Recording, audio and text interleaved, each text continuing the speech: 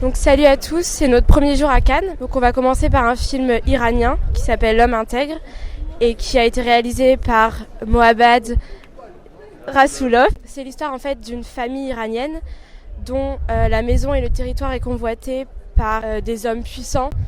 Et donc on suit toute l'histoire de cette famille et comment ils vont essayer de garder leur maison et leur terrain.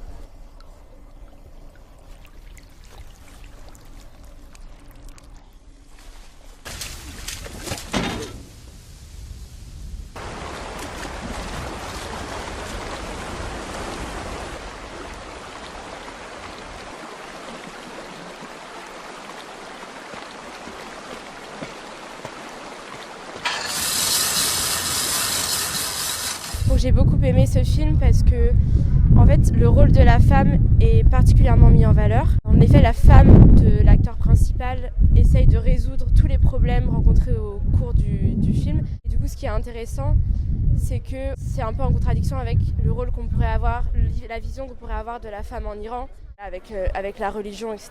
Donc c'est une belle image de la femme qu'on a à travers ce film. Moi j'ai beaucoup aimé ce film, l'ensemble des thèmes qu'il aborde. Il aborde énormément de thèmes, notamment le racisme, le rejet des autres religions, également le rôle de la femme en Iran et puis même juste le système juridique iranien qui est complètement corrompu. Et j'ai trouvé ça très fort et très beau parce que ça raconte le parcours d'un homme qui se bat contre un système qui paraît juste inchangeable.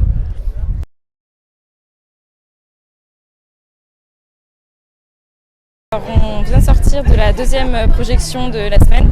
C'est Visage Village d'Agnès Varda et de JR. Donc en gros c'est un projet assez spontané de film, c'est un peu un documentaire où ils vont parcourir la France à deux et chercher des histoires à raconter. Tu sais, c'est avec ce camion que je pars partout dans le monde. T'es partante ?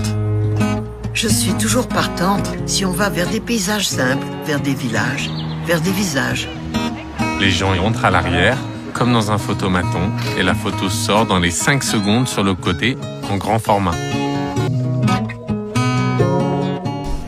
Alors moi j'ai vraiment beaucoup aimé ce documentaire, j'avais pas forcément envie d'y aller au premier abord et finalement j'étais très agréablement surprise par la qualité du film. En fait par sa simplicité, toutes les histoires sont très très touchantes et ça permet de mettre en avant des personnes, des histoires très personnelles de gens dont on n'a pas l'habitude de parler. Moi aussi j'ai beaucoup aimé parce que j'étais très surpris par ce film. Il est authentique, simple et plein de bonnes intentions et finalement ça fait énormément de bien. Notre troisième film, Les Fantômes d'Ismaël, qui est un film d'Arnaud Desplechin avec un casting assez extraordinaire, donc avec Mathieu Amalric, Louis Garrel, Marion Cotillard, Charlotte Gainsbourg. Et l'histoire, c'est celle d'un homme qui est réalisateur de films et qui a perdu sa femme, qui a disparu depuis 20 ans. Et un jour, elle revient dans sa maison de campagne. Il y a 2 ans, je rencontrais Ismaël. On racontait qu'il avait perdu une femme. Vous êtes Sylvia, la compagne d'Ismaël? Oui?